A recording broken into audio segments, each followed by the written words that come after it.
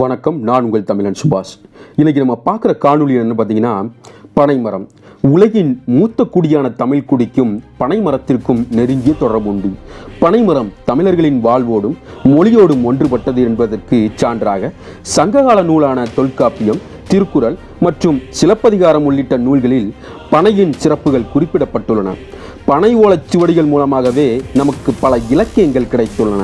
தமிழகத்தின் மாநில மரமாக அறியப்படும் பனையானது இந்திய துணைக்கண்டம் முழுவதும் பரவி காணப்படுகிறது. பைந்தமிழர் வாழ்வில் பனைமரம் கற்பக விருட்சமாக கருதப்பட்டது. விழாவிற்கும் இனிப்பு, ஓலைச்சுவடி, மறைவேலை, நாட்டு மருந்து ஆகிய பல்வேறு வகைகளில் பயன்படுத்தக்கூடிய அரிய மரம் பனை.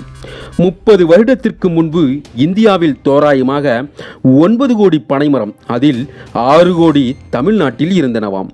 முன்னணியில் இருந்த நம் மாநிலம் தற்போது ஆந்திரம், மேற்கு வங்காளம், ஒடிசா போன்ற மாநிலத்திற்கு பின் சென்று விட்டதாம். ஒரு காலத்தில் கிருஷ்ணகிரி, மத்தூர், பட்டுக்கோட்டை, அறந்தாங்கி, சிவகங்கை, பரமக்குடி, காரைக்குடி, ராமநாதபுரம், உடன்குடி போன்ற பகுதிகளில் அதிகம் பார்க்கலாம். ஆனால் தற்பொழுது அரிதாகி வருகிறது. இவை சிறந்த உயிர்வேலி. ஏன் யானை கூட உள்ளே நுழைய முடியாது. ஆடு மாடு மேயாமல் ஓரளவு நீர் வசதியுள்ள நிலப்பரப்பில் 8 வருடங்களில் பலன் தரக்கூடியது. மேலும் வறட்சியை தாங்கி வளரக்கூடியது. மணலிலும் களிப்பாங்கு உள்ள கடற்கரைக்கு கூட ஏற்றது. தென்னை சாகுபடி பிற்கால மரபு பயிர். ஆனால் பனை சங்ககாலம் முதல் தமிழ்நாட்டில் தோன்றிய மரம். பனை மரத்தில் ஆண், பெண் என 2 வகைகள் உள்ளன என்று சொல்லப்படுகிறது. பெண் பனையை பருவப்பனை என்றும் ஆண் பனையை அழகு பனை என்றும் குறிப்பிடுவது வழக்கம். பனை 10 ஆண்டுகளுக்கு பின்னர் 15 அடி உயரம் வளரக்கூடியது. இந்த 10 ஆண்டுகளுக்கு பின்னர் தான் பூ பூக்கும். அப்போதுதான் ஆண் பனை, பெண் பனை எது என்பது தெரிந்து கொள்ள முடியும். பனைமரம் மிக நீளமான உறுதியான சல்லிவேர் தொகுப்பை இது பெற்றிருப்பதால் மண்ணரிப்பை தடுக்கும் இயற்கை அரணாக நம் முன்னோர் இதனை வயல் வரப்புகளிலும், குளம், கால்வாய்கள், ஆற்றுப்படுகைகளும், கடலை ஒட்டிய பகுதிகளிலும் வளர்த்தனர். இதன் எல்லையை குறிக்கவும் வயல்களில், தோட்டங்களிலும் நட்டனர். சங்க காலத்தில் செய்தி பரிமாற்றங்கள் பனை ஓலையில்தான் நடைபெற்றன. கடும் புயலை கூட தாங்கி நிற்கக்கூடிய வீடுகளை நம் முன்னோர்கள் பனை ஓலையால் தான் உடைந்தனர். தோல் பொருட்கள், பிளாஸ்டிக் பொருட்களின் வருகைக்கு முன்பு பனை ஓலைகளை கொண்டுதான் கூடைகள், பாய்கள் பின்னப்பட்டன. பனை ஓலைகளில் வைக்கப்பட்ட பொருட்கள் எளிதில் கெட்டுப்போவதில்லை. இன்றும் கூட சில கிராமங்களில் உணவுகளை பனை ஓலையில் தான் கொடுப்பார்கள். மின்சார வரவுக்கு முன்னர் வெயில் காலங்களில் பனை விசிறிக்கு நமக்கு பெரிதும் உதவின. நிறைய விளையாட்டு பொருட்கள் செய்ய பனை பயன்படுத்தப்படுகிறது. பனையில் நொங்கு வண்டிகள், காத்தாடிகள், பனை விதை பொம்மைகள் செய்து சிறுவர்கள் விளையாடுவார்கள். பனை ஓலையை தாங்கி நிற்கக்கூடிய மட்டை வீடுகளை சுற்றி வேலி அமைக்கவும், தடுப்பு தட்டிகள் பின்னுவதற்கும், கயிறு திரிக்கவும் பயன்படுத்தப்படுகிறது. வெயில் காலங்களில் அற்புதமான பனை நொங்கு தித்திக்கும் சுவையுடன் ஜெல்லி போன்ற நொங்கின் சுளை வெயில் காலங்களில் ஒரு சிறந்த குளிர்பானமாகவும், தாது பொருட்கள், விட்டமின்கள், நீர்ச்சத்துக்களை கொண்ட மருந்தாகவும் பயன்படுகிறது. முளைத்து கிழங்கு விட்ட பனை விதை மிகச் சிறந்த சிற்றுணவாக பயன்படுகிறது. அதில் அதிக அளவு நார்ச்சத்துக்கள், தாது பொருட்கள் உள்ளன. பனையிலிருந்து கிடைக்கப்பெறும் பதநீர் ஒரு சிறந்த குளிர்பானமாகும். பதநீரை காய்ச்சி பனை வெல்லம், அதாவது கருப்பட்டி செய்யப்படுகிறது.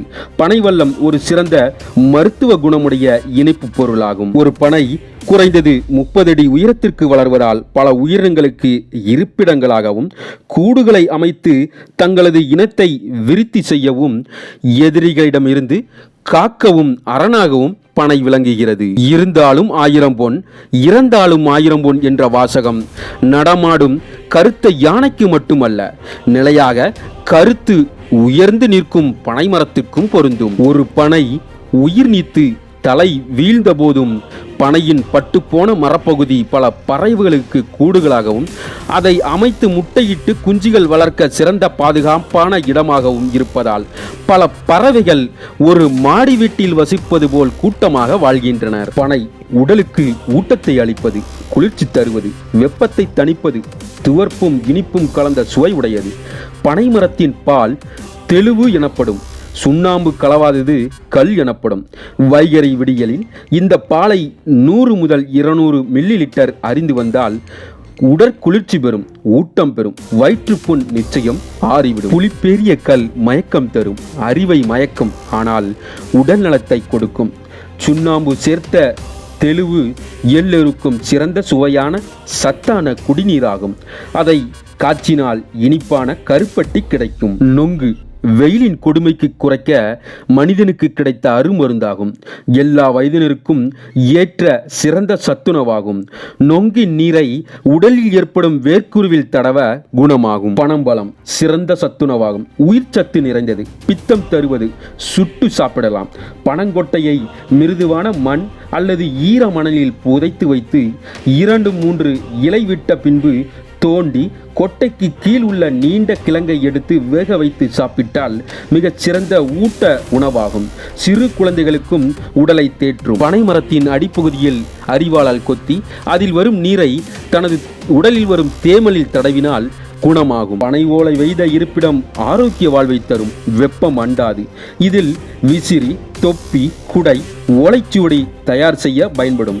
கைவினைப் பொருட்கள் செய்யலாம். பனைமரம் விவசாயிகளின் உற்ற தோழனாகவும் உள்ளது.